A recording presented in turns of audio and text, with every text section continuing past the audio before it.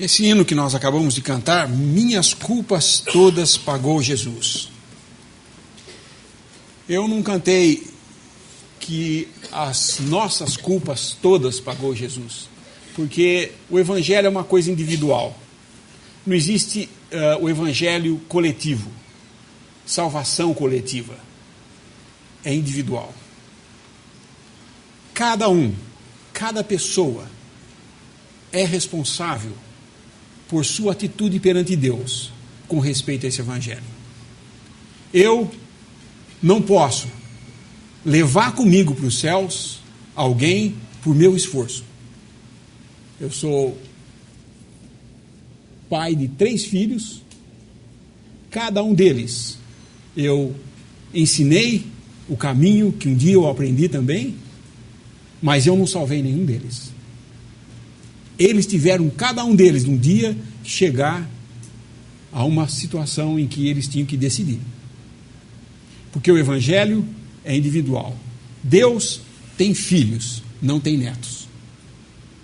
Portanto, eu não posso levar ninguém para os céus, mas eu posso anunciar as coisas vindas dos céus para nós.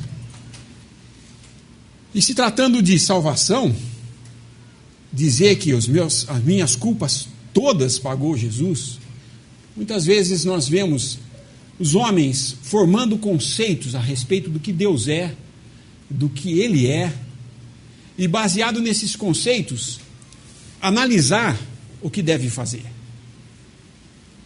Então é muito frequente nós vermos pessoas que tentam se justificar na presença de Deus através daquilo que faz. Pessoas que imaginam, talvez porque o mundo religioso impõe essa ideia de que se fizer tal e tal coisa, Deus vai te aceitar. E então, ele se prepara de uma maneira quase que heróica de tentar fazer coisas para ser aceito por Deus. E fica naquela esperança de Deus aceitá-lo um dia, de qualquer forma, por aquilo que ele faça. E essa ideia, esse conceito, não é novo. Quem estudou mitologia grega sabe que eles tinham um deus para cada coisa. Eles tinham tantos deuses, porque o temor deles era tão grande de que um desses deuses se irasse contra eles, que eles tinham que oferecer sacrifícios quase que a todos os deuses. E nós vemos em Atos que Paulo, ao visitar Atenas, vê um nicho de um dos deuses deles, em que estava escrito ao Deus desconhecido, porque eles dedicavam sacrifícios a esse Deus, pensando assim: e se todos esses deuses que eu estou oferecendo, ainda existe mais algum que eu não ofereci nada, e ele se irá contra mim, eu estou perdido. Então vamos oferecer ao Deus desconhecido, assim eu cubro todas as possibilidades. É um pensamento até lógico e interessante, só que não é a verdade. Porque nós não somos recebidos por Deus ou aceitos por Deus quando, por assim dizer, Deus vai falar: tá bom, vamos ver quem que eu vou aceitar hoje. Vamos ver se eu vou receber alguém. Vamos ver o que andou fazendo tal pessoa e vamos ver se ele vai ser digno ou não. O que eu vou ler hoje, o trecho que eu vou ler no Evangelho, diz exatamente com respeito a um homem que tinha muito a se considerar e que se considerava alguma coisa e que achava que, fazendo o que ele estava fazendo, ele estava numa situação de privilégio e que Deus certamente iria privilegiá-lo. E vamos ver o que acontece nessa cena. É bem conhecida da maioria, é em Lucas capítulo 7, versículo 36. E rogou-lhe um dos fariseus que comesse com ele. E entrando em casa do fariseu, assentou-se à mesa. E eis que uma mulher da cidade, uma pecadora, sabendo que ele estava à mesa em casa do fariseu, levou um vaso de alabastro com unguento, e estando por detrás aos seus pés, chorando, começou a regar-lhe os pés com lágrimas, enxugava-lhes com os cabelos da sua cabeça, e beijava-lhe os pés, e ungia-lhes com unguento. Quando viu o fariseu que o tinha convidado, falava consigo, dizendo: se este fora profeta, bem saberia quem e qual é a mulher que lhe tocou, pois é uma pecadora. E respondendo Jesus, disse-lhe: Simão, uma coisa tenho a dizer-te. E ele disse: dize-a, mestre. Um certo credor tinha 2 devedores. Um devia-lhe 500 dinheiros e o outro 50. E não tendo eles com o que pagar, perdoou-lhes a ambos. Disse, pois, qual deles o amará mais? E Simão, respondendo, disse: tenho para mim que é aquele a quem mais perdoou. E ele lhe disse: julgaste bem. E voltando-se para a mulher, disse a Simão: vês esta mulher? Entrei em tua casa e não me deste água para os pés, mas esta regou-me os pés com lágrimas e nos enxugou com seus cabelos. Não me deste ósculo, mas esta, desde que entrou, não tem cessado de me beijar os pés. Não me ungiste a cabeça com óleo, mas esta ungiu-me os pés com unguento. Porque isso te digo, que os seus muitos pecados lhe são perdoados, porque muito amou. Mas aquele a quem pouco é perdoado, pouco ama. E disse-lhe a ela: os teus pecados te são perdoados. E os que estavam à mesa começaram a dizer entre si: quem é este que até perdoa pecados? E disse a mulher: a tua fé te salvou, vai-te em paz. Essa cena aqui nós vemos um fariseu convidando o Senhor Jesus para ir à sua casa, para comer com ele. Isso não era um fariseu dentro da média dos fariseus, né? Eu digo isso porque os fariseus eram um grupo de pessoas religiosas, profundamente zelosos da sua religião, orgulhosos da sua posição e da sua religião, e que não se misturavam muito com muitas coisas, não. Eles eram bem restritos quanto a como e com quem comer, por exemplo. E esse fariseu aqui, ele convida o Senhor Jesus para comer na sua casa. É uma coisa diferente do que nós vemos da maioria dos fariseus. Mas assim mesmo, nós vemos que é um homem religioso. E ao convidar, o Senhor aceita. Ora, aquele que comia com pecadores, com publicanos, não tinha motivo nenhum para não aceitar o convite de um fariseu. Porque para ele, qual era a diferença entre um e outro? Eles entre si faziam diferenças. O fariseu fazia muita diferença de quem ele era. Eu sou um fariseu. O publicano e a mulher pecadora, esse daí é outra casta, não é o mesmo nível que eu. Eu estou em outro nível. Do mesmo modo, talvez o publicano falasse: bom, mas eu não sou nenhum fariseu, mas também não sou pecador aqui nessa mulher. E assim é o homem. Ele coloca padrões do que ele acha que é nível para Deus, mas é entre eles. Porque Deus, qualquer um, está no mesmo padrão.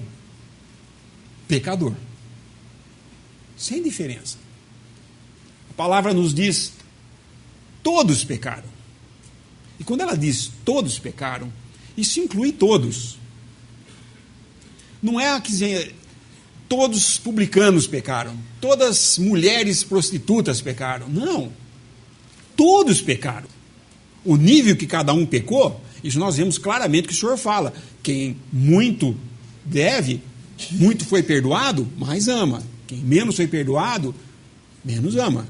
Mas existe diferença de quantidade. Porém, a condição é igual para os dois em 2 aspectos que nós vemos aqui. Tanto por fariseu, que se dizia justo, religiosamente se posicionando numa condição de aceitável para Deus, quanto a essa mulher que nem se dignou a falar. Ela entrou, chorou, enxugou os pés do Senhor com seus cabelos, derramou esse unguento e ficou aos seus pés, sentada lá, naquela posição, calada. Não se ouve a mulher falar nesse trecho aqui. Mas o fariseu tinha não só manifestado o seu desejo, as suas palavras, falado, como pensou também. E interessante que o Senhor aqui ouviu os dois. Aqui nós só ouvimos o fariseu falando, mas o Senhor ouviu mais do que nós vimos o fariseu falando, porque ele ouviu o que ele estava pensando, e certamente o Senhor ouviu o que essa mulher tinha para falar também. Ela não estava falando nada, mas tudo que ela fazia dizia tudo o que ela estava pensando. Ela sabia exatamente quem ela era e qual era a posição que ela devia assumir perante tudo isso, aos pés do Senhor, em posição de total dependência desse homem. Ela não foi convidada,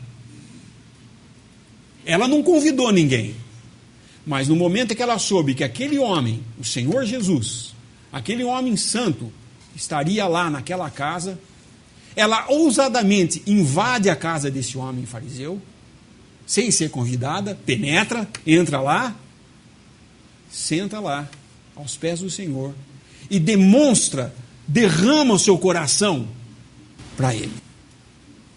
Que cena!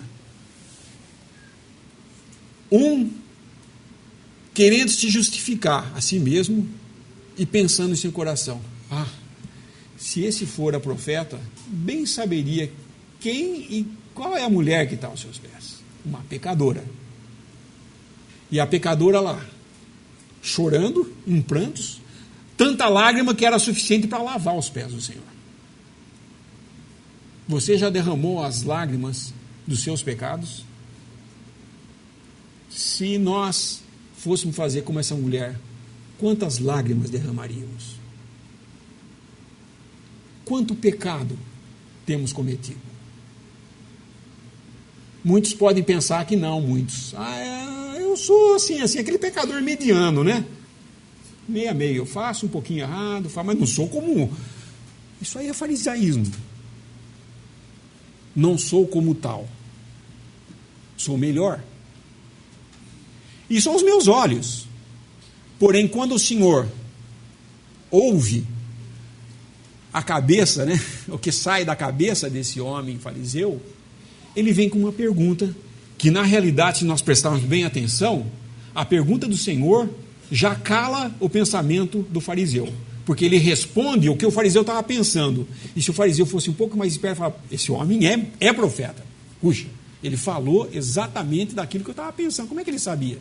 Porque realmente ele era um profeta. Ele podia ver exatamente tudo o que estava acontecendo. Mas mais que um profeta, ele era ali o Salvador, que veio a convite para sentar naquela casa, mas um convite, se diz a expressão, meia boca, né?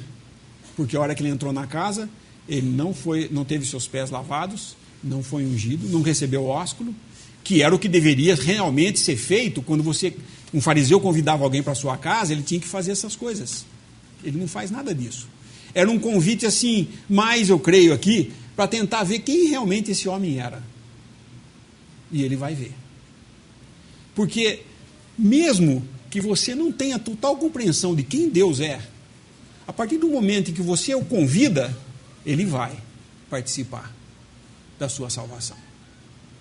A partir do momento que você se enxerga, vê o que você é e o que você tem feito na sua vida, e eu não preciso dizer para ninguém o que cada um faz, cada um sabe exatamente o que faz, porque eu sabia muito bem dos meus pecados e ainda o sei, mas havia necessidade de uma coisa aqui. Por que eu disse que duas coisas que são iguais para os dois aqui? Um devia 500, outro devia 50, nessa parábola, nessa ilustração que o senhor faz.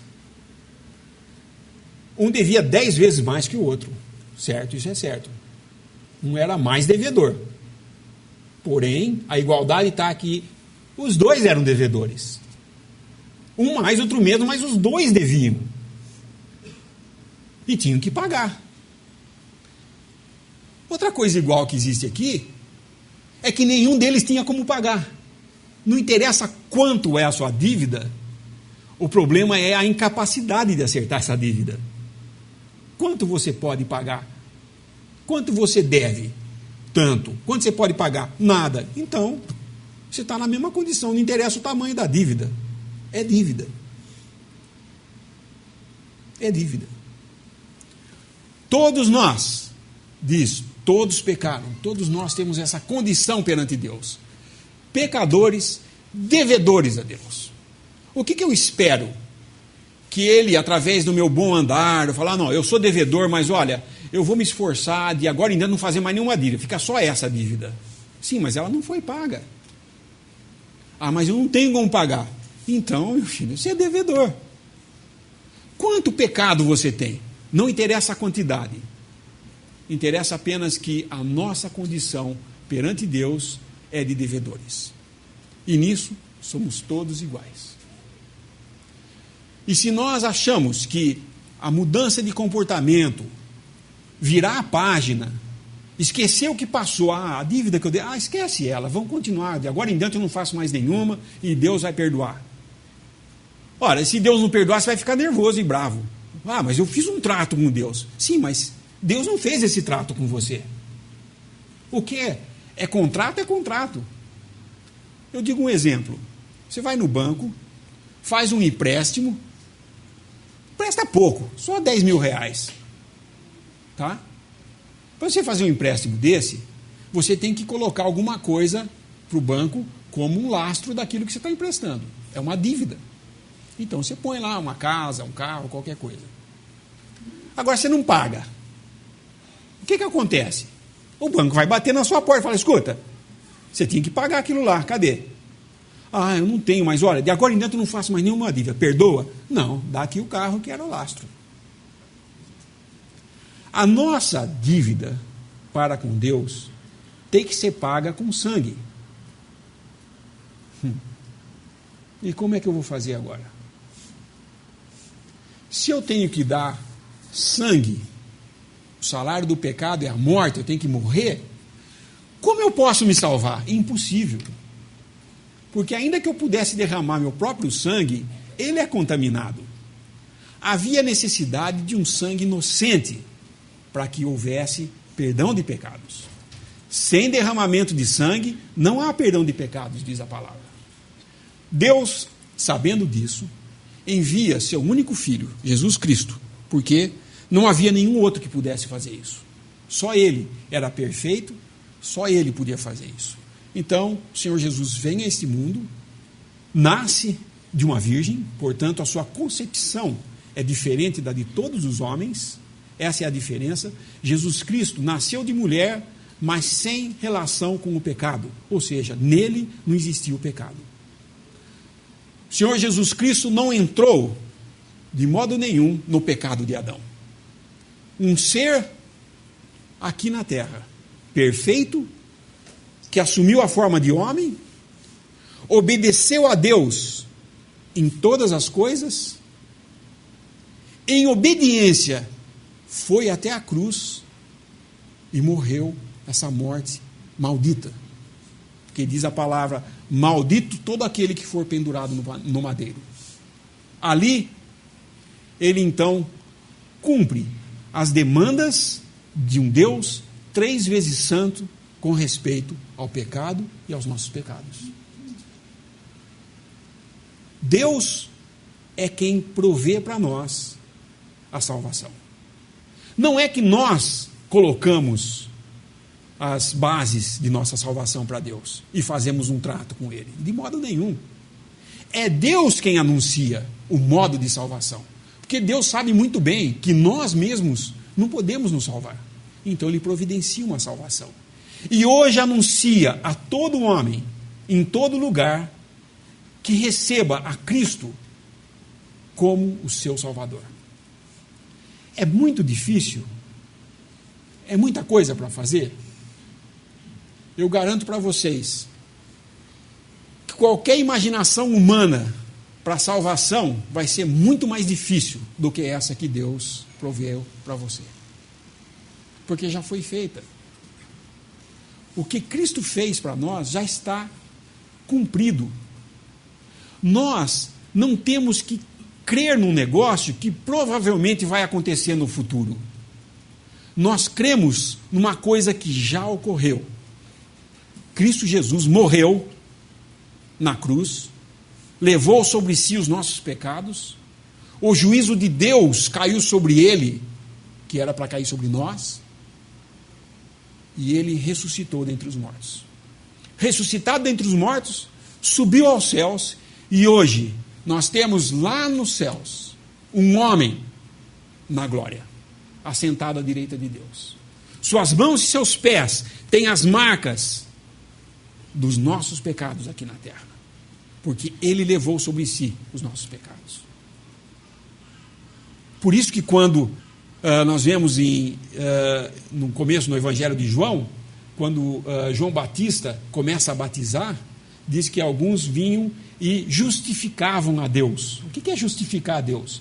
Justificar a Deus é dizer: isso que Deus está fazendo é verdade, é o que eu aceito.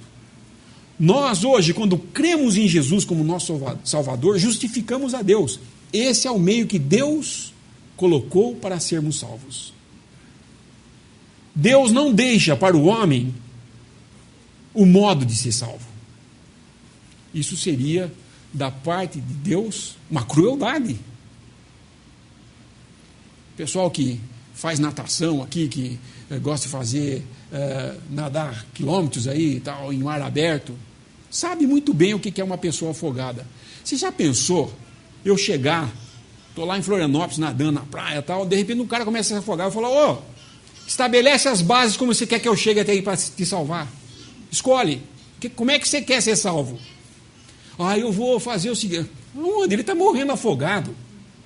Não existe bases de salvação estabelecida como um contrato. E é isso que o homem quer fazer com Deus. Ele quer contratar com Deus o modo como ele quer ser salvo. Isso é ridículo, gente. Mas é exatamente isso que nós fazemos.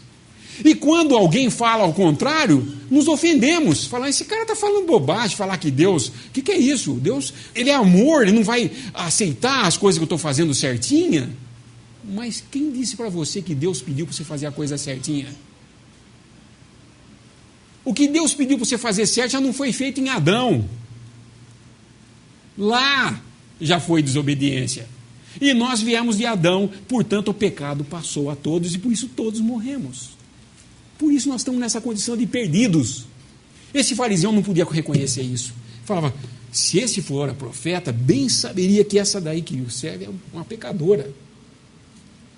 E essa parábola proposta pelo Senhor mostra exatamente isso.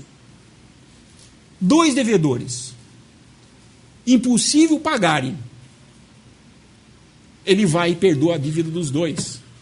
Ele está falando para o fariseu: eu quero te perdoar também, fariseu. Você deve pouco, mas eu tenho que te perdoar. Ele vai perdoar os 2, ele está falando. Porque nenhum deles tem como pagar. Mas essa mulher demonstra muito mais o sentimento do que é ser salvo. Porque ela sabia da incapacidade dela. Eu imagino quantas vezes essa mulher quis sair dessa vida. Se alguém aqui já teve algum contato com pessoas assim no mundo, porque essa pecadora, eu creio, era uma prostituta, né? E vocês sabem muito bem que essas mulheres, essas prostitutas, elas têm uma consciência muito grande do que elas fazem. E a maioria delas quer sair disso aí, e não consegue.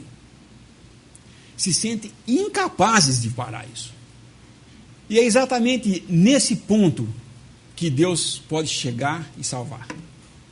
Enquanto você está tentando se justificar na presença de Deus, dizendo que você é alguma coisa, que você pode ser aceito por Ele do jeito que você está, porque você faz alguma coisa de bom, há uma barreira. Você está tentando se justificar a si mesmo. Essa mulher justificou a Deus. Ela sentou aos pés de Jesus chorando e falando: eu sou incapaz de pagar. Falou: mulher, vai-te, diz no final, a tua fé te salvou, vai-te em paz. Como você quer sair daqui hoje à noite? Em paz? Ou batendo o pé dizendo: esse cara falou só bobagem, está louco, Deus vai me aceitar. eu dou esmola, eu faço filantropia, eu pago impostos, eu sou um cidadão de bem. Como é que ele está falando que eu sou pecador? Pecador é aquele cara que fica roubando banco. Vai lá na cadeia e vê quantas pessoas, esses que ficam vendendo droga, esses são pecadores. Eu não. Bom, você pode não ser pecador dos 500 dinheiro, né? Mas você é dos 50, com certeza. Porque todos pecaram. Assim, o meu convite aqui essa noite é de que cada um aqui pare para pensar um pouco. Qual das suas boas obras vão ser aceitas por Deus? Pode enumerar quantas vocês quiserem. Nós fazemos coisas boas. Não estou falando que tu não só faz coisa errada. Tem gente que faz coisa boa. Não tem? Qual delas vai te levar para os céus? Agora, eu vou fazer uma outra pergunta. Ainda que sejam pouquinhas, na sua vida, das coisas erradas, qual delas te leva para o inferno? Ainda que seja uma só, vai te levar. Por quê? Há necessidade de um substituto. Há necessidade de sangue. E nenhuma obra boa é derramamento de sangue. Nenhuma obra de justiça própria é para Deus de valor. Aliás, no Antigo Testamento, em Isaías, as nossas obras são chamadas pelo profeta Isaías de trapos de imundícia. Vocês sabem o que é trapos de imundícia? É trapos de imundícia mesmo. É sujeira. É assim que Deus vê as nossas boas obras. Nossa, mas que Deus severo, vocês acham? Porque se Ele considerasse as nossas boas obras trapo de imundícia e descesse com toda a sua fúria para nos condenar, aí sim. Mas Ele vendo que os nossos trapos de imundícia não nos levariam ao céu e que os nossos pecados certamente nos levariam ao inferno, Ele proveu um caminho de saída, um escape. Justifique a Deus. Aceite essa obra de salvação que é em Cristo Jesus sermos perdoados.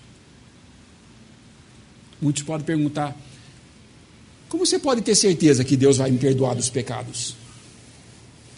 Porque Ele ressuscitou. Porque Ele ressuscitou. O Senhor Jesus, saindo de entre os mortos, é a resposta de Deus de aceitação da sua obra. Se Ele não tivesse ressuscitado, nós estaríamos até hoje nos nossos pecados. E nós estaríamos 550 ou 5 ou 0,5 que devêssemos, estaríamos ainda devedores. Porém, essa conta foi paga por Cristo na cruz. E foi aceita, porque Deus o ressuscitou. Assim, hoje, o que você tem é um homem nos céus que foi lá, abriu o caminho para nós. E Ele quer, hoje, que cada um, crendo nessa obra, seja recebido nos céus, como filho. E a certeza disso que Ele nos dá hoje é que, se cremos, somos selados com o Espírito Santo da promessa.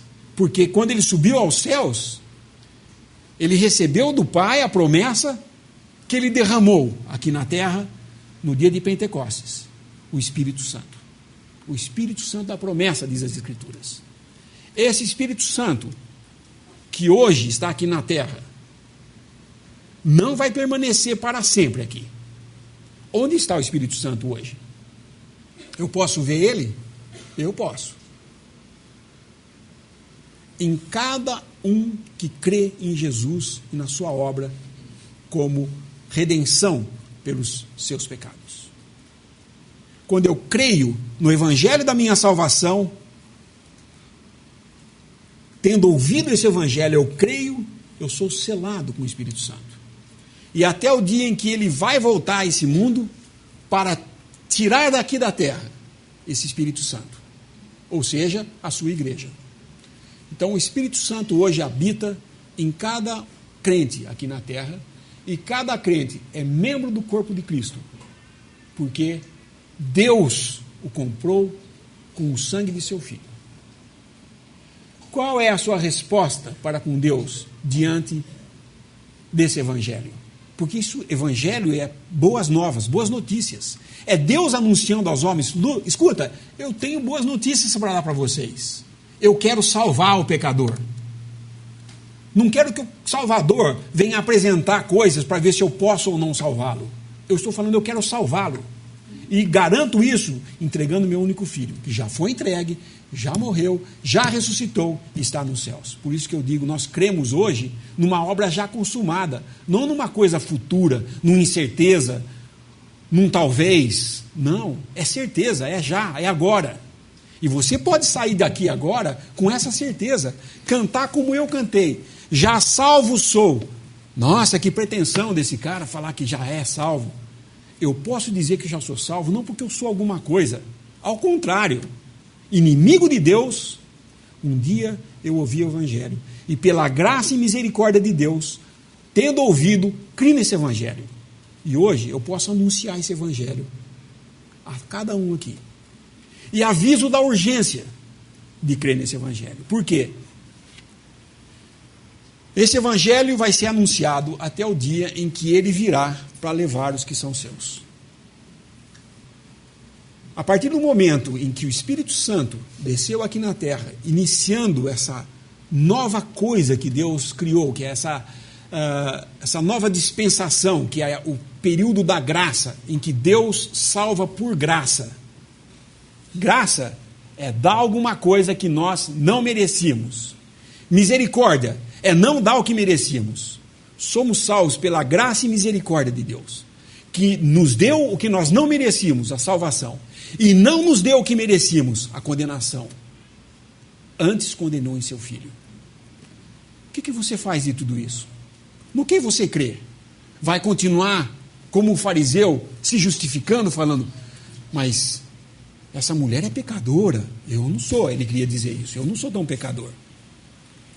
Mas o Senhor deixa bem claro: eu é que salvo. E ele pôde dizer: a tua fé te salvou, vai em paz. Por isso que à mesa as pessoas começaram a dizer: quem é este que até perdoa pecados? Eles entenderam bem que ele perdoa pecados. Sim, porque o Senhor Jesus é o único que pode perdoar pecados. Eu não posso perdoar os seus pecados, eu não posso perdoar os meus próprios pecados, mas o Senhor pode. E eu posso dizer, como nós cantamos: minhas culpas todas pagou Jesus. Já salvo sou. E você saindo daqui hoje, tendo essa certeza, você pode ler o versículo 50, e onde está escrito mulher, fale seu nome. E disse a você: a tua fé te salvou. Vai-te em paz. Você pode sair daqui em paz com Deus. Não mais em conflito. Não mais com aquela sensação de que, como é que vai ser o futuro? Para onde eu vou? Será que eu vou ser salvo? Será que eu não vou? Não, é certeza. Deus não deixa ninguém em suspense. Até o fim da vida, se eu não deslizar em nada. Não, não tem nada disso. Salvação é uma coisa para agora, hoje. Hoje é o dia sobremodo excelente. Hoje é o dia da salvação. Creia em Jesus Cristo como seu Salvador. Independente de quanto você deve. 50, 500, 5 milhões, 0,5, não interessa. Necessita de perdão.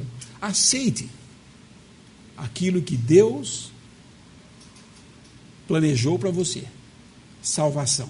Porque Deus amou ao mundo de tal maneira que deu seu Filho unigênito para que todo que nele crê não pereça, mas tenha a vida eterna. Esse é o amor de Deus. Esse é o amor que o mundo fala tanto, que Deus é muito severo, mas o amor real de Deus é esse.